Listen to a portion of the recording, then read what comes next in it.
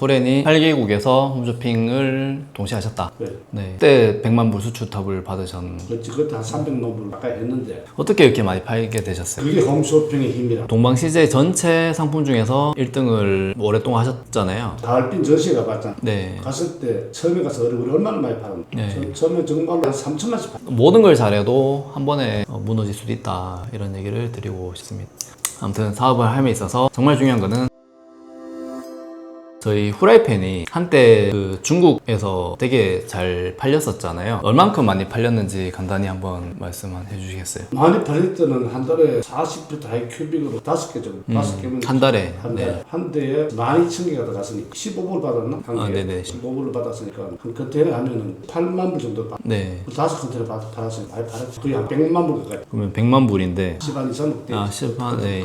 그때마다 반율이 한 1,000원, 1,200원 할 때니까. 컨테이너가 크게 길이에 따라서 크게 두 가지잖아요. 하나는 세 가지. 세 가지가 20피트, 40피트, 40피트 하이 큐빅. 40피트 하이 큐빅은 그 높이가 좀 더 높은 거를 하이 큐빅이라고 한다 그죠? 그 제일 큰 사이즈의 후라이팬 가득 해가지고 5개 컨테이너를 한 달에 파셨다. 어떻게 이렇게 많이 팔게 되셨어요? 그게 홈쇼핑의 힘이라. 그 중국 그 상해 동방 CJ, 네. 동방 그룹하고 한국의 CJ 그룹하고 합쳐가지고 동방 CJ에 가는 홈쇼핑 회사를 만들었는데 거기 이제 에이전트가 그 모모 씨가 있었지. 네. 그래서 그 사람을 통해서 처음부터 처음에는 뭐 100개도 가져갔다가 200개도 가져가다가 결국은 나중에는 5만 개씩. 네. 그분이 어떻게 알고 거래를 하게 되셨어요? 그때 내가 국내에서 홈쇼핑을 하니까 이게 중국까지 넘어갔단 말이야. 상해에서 그걸 본 거야. 네네. 한국 방송을 돌리다 보니까 상해 동업을 나를 만났지. 네네. 그 이틀 후에는 미국 가기로 되었었는데 상해 와 들어오래. 나는 저것도 없는데 비자요. 비자가 없는데 어떻게 내가 들어가나. 들어오래. 들어오면 자기 알아서 해. 거기 가니까 도착 비자 들고 썼더라고. 네. 그래서 만나기. 도착 비자라는 거는 배 타면은 도착 비자라는 게 있는데 비행기도 도착 비자 있는지는 뭐 처음 알았는데 어쨌든 그 나라에 도착을 하면은 거기 현지에서 바로 발급을 해주는 거잖아요. 상해 포동공항에 가니까 이미 그 도착 비자 들고 서가 있더라. 그분이 그게 이제 공식적으로 그게 제도화되어 있는 그런 비자 발급 시스템인가요? 아니면 그분이 뭐 정부랑 좀 이렇게 인맥이 있어가지고 뭐 공식적으로 그런 게 있긴 있는데 그 아무나 못 봤거든. 아, 네네. 그 사람이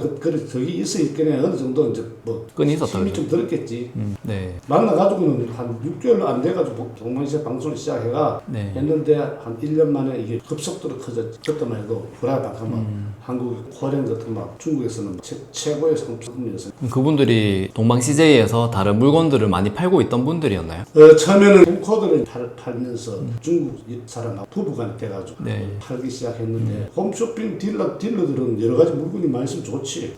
좋은데 우리 그걸 본 거야. 네네. 보고는 그걸 들고 동방CJ MD한테 영업을 하기 시작한 거야. 영업을 하니까 좋다. 갖고 온다라. 우리가 한국에서 방송하는 그 자료를 보고. 네. 이제 어쨌든 홈쇼핑에서 자주 보인다는 거는 우리가 홈쇼핑 보면 물건적으로 보이는 상품이 있고 한 번, 두 번 보이다가 안 보이는 상품이 있다. 네. 자주 보인다는 거는 금방 인기가 있다는 거거든. 네네. 그 중국 동방CJ에서도 갖고 오세요 해가지고 우리 갖고 네. 왔는데 그게 어느 정도 지나니까 히트를 치기 시작했어. 그때 제가 한국에서 대학을 다니고 있을 때였던 것 같은데 동방 CJ 전체 상품 중에서 1등을 오랫동안 하셨잖아요. 그렇지. 그때 한 동방 CJ 총 판매하신 기간 한 몇 달 정도였어요? 전체적으로 한 5, 6년 했지? 아, 그 중에서 뭐 주방 카테고리가 아니고 전체 상품 중에서 1등을 올해 한 걸로 알고 있는데 1등은 몇 달 정도? 한 1, 2년 했을걸. 동방 CJ에서 모든 상품 중에서 1등을 1, 2년 이상 하셨다. 네. 그 지금 생각해보면 참 대단한 건데, 그죠? 운도 좋은 거지. 뭐그 타이밍도 맞았고 이래저래 여러 가지 사회 여건이나 우리 그래 해봤잖아. 그래서 하얼빈 전시회 가봤잖아. 네. 갔을 때 처음에 가서 우리 얼마나 많이 팔았나? 한 3천만씩 팔. 네. 그때만 해도 브라이브 3천만 그때만 대단한 금액이거든. 네. 그렇게 팔았다. 이게 중국에서는 원래는 쇠로 된 후라이팬을 파는데 그 기름을 되게 많이 부어가지고 그렇게 해서 이제 기름진 음식이 되게 많죠. 그게 전통적인 중국의 어떤 요리 방법인데 이게 그럴 수밖에 없는 게 그 쇠는 그 철 후라이팬은 음식이 잘 붙으니까 그렇게 되는 건데 그게 몸에 안 좋거든요. 안 좋잖아요. 그죠? 근데 한국의 후라이팬은 코팅팬이 안 붙게 이렇게 되니까 그게 되게 어떻게 보면 혁신이었던 것 같아요. 그분들 입장에서는. 그게 이제 중국도 변화가 됐잖아. 먹고 사는 것도 어느 정도 살만하고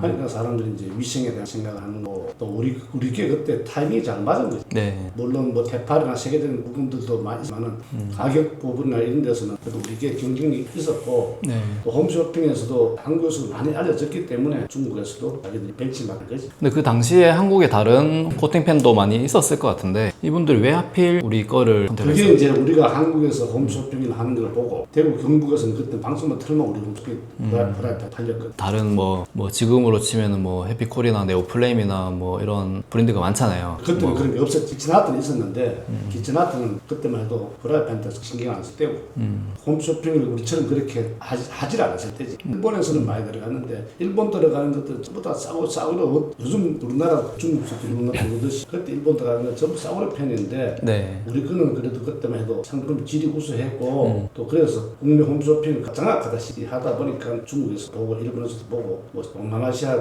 그때 동남아시아 8개국 홈쇼핑을 했는가 동시에 그렇게 가지 상품 그러니까 코렌이 8개국에서 홈쇼핑을 동시에 하셨다. 네. 네. 그때 100만 불 수출탑을 받으셨. 그렇지 그때 한 300만 불 가까이 했는데 네. 100만 불 수출탑은 100만 불 넘어가 300만 불 좀 못 때문에 100만 불로 인정했고 300만 불 넘어가야지 300만 불 탑을 주고 그래도 뭐 290만 불 되면 100만 불 밖에 네. 그러니까 그러면 탑이 그 100만 불 있고 300만 불, 그 다음에 바로 300만 불인가요? 봐요. 그 다음 300, 그 다음 500, 그 다음 1000만 네. 그러니까 300만 불보다 약간 안 되는 그 정도로 이제 수출을 하셨네요. 그 당시에. 그러면은 여기까지는 얘기가 좋은데 그 다음에 이게 상표 관련해서 우리가 문제가 많았잖아요. 그렇지. 그래서 네. 우리가 처음부터 상표 관리를 할 줄 알았으면은 누군가가 나한테 이걸 갖다가 심어줬으면은 그 상표 뭐 등록하는 게 일도 아니었으니까. 네. 그걸 내가 몰랐단 말이야. 그래서 아이템도 당시 시대 상황에서는 되게 핫한 아이템이었고 그리고 중국에 있는 그 대리상 분들을 저희가 아버지께서 많이 이렇게 도와주셨다고 저는 들었는데 그러면서 물건을 먼저 많이 대주기도 하셨고 그죠. 그런 다음에 이분들이 이 상표 가지고 어떻게 했나요? 자기가 이제 중국에서 자기 상표를 이제 인정해버린 거야. 네. 인정해버리고 그때 가서